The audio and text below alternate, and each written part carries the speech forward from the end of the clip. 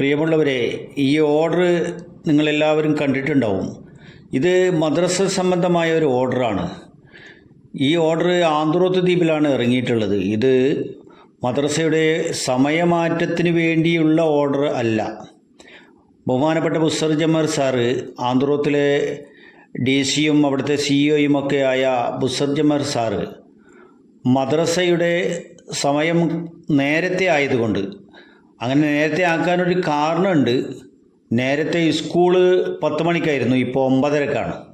അപ്പോൾ അതുകൊണ്ട് മദ്രസകളൊക്കെ കുറച്ച് നേരത്തെ തുടങ്ങാമെന്ന് വിചാരിച്ചിട്ട് 6 മണിക്കും അതുപോലെ തന്നെ 6:30-ക്കും 6:45-നും 6:50-നും ഒക്കെ തുടങ്ങുന്ന, പല നിലക്കും തുടങ്ങുന്നവരുണ്ട്. അപ്പം നേരത്തെ തുടങ്ങുക എന്നുള്ളതാണ്, നേരത്തെ വിടാൻ വേണ്ടിയിട്ട്. മദ്രസ വിടുന്ന സമയം 8:50-ന് വിടാൻ വേണ്ടിയിട്ട്, അല്ലെങ്കിൽ 8 മണിക്ക് വിടാൻ വേണ്ടിയിട്ട്, 8:30-ക്ക് വിടാൻ വേണ്ടിയിട്ടാണ് അങ്ങനെ നേരത്തെ തുടങ്ങിയിരിക്കുന്നത്.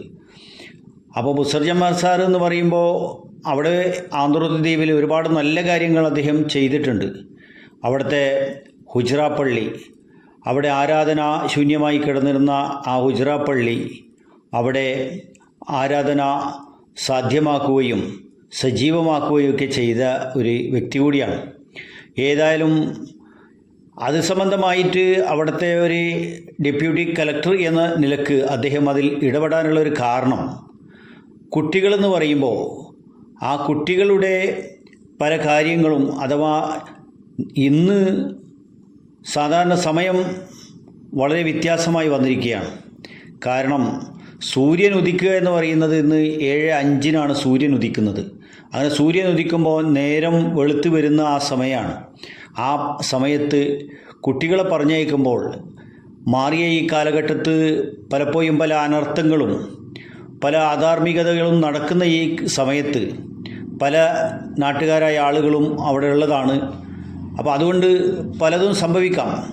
അപ്പോൾ 18 വയസ്സ് തികയാത്ത ഒരു കുട്ടിയുടെ ഉത്തരവാദിത്വം, ആ ഉത്തരവാദിത്വം നമുക്ക് കുട്ടികളോട് രക്ഷിതാക്കൾക്ക് കടപ്പാട് ഉള്ളതുപോലെ തന്നെ സർക്കാരിന് ആ കുട്ടികളോട് അവരുടെ സുരക്ഷിതത്വവും ആ കാര്യങ്ങൾ ഏറ്റെടുക്കേണ്ട ഒരു കർത്തവ്യം സർക്കാരിനുണ്ട്.